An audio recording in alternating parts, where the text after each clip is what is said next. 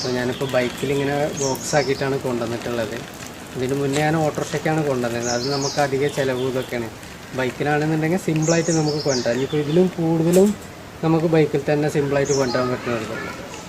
അപ്പോൾ നല്ല സൗകര്യമായിട്ട് നമുക്ക് ഇത് കൊണ്ടുവരാൻ പറ്റുന്നുണ്ട്. പിന്നെ മുയൽ കൃഷി നല്ലൊരു കുഴപ്പമില്ലാത്ത രീതിയിൽ ഇപ്പോൾ പോകുന്നുണ്ട്. പിന്നെ നമുക്ക് ഇപ്പോൾ ഒരു മാസം നമുക്കൊരു എന്തായാലും ഞാനൊരു 10-20 എണ്ണം വെച്ചിട്ട് കൂടെ കൊണ്ടുവന്ന് കൊടുക്കാൻ എനിക്ക് പറ്റുന്നുണ്ട്.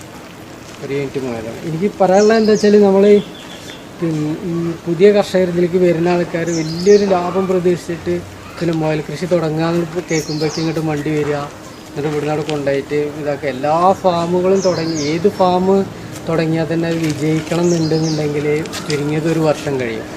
ഏത് ഫാം എടുത്താലും നല്ല രീതിയിൽ, അല്ലാതെ കൊണ്ടുപോയി സ്റ്റാർട്ട് ചെയ്ത് അന്ന് മുതൽ നമുക്ക് വരുമാനം കിട്ടുന്നുള്ളത് അതൊരിക്കലും ഇതിൽ പ്രതീക്ഷിച്ചിട്ട് വരണം. പിന്നെ നമുക്കെന്താ വെച്ചാൽ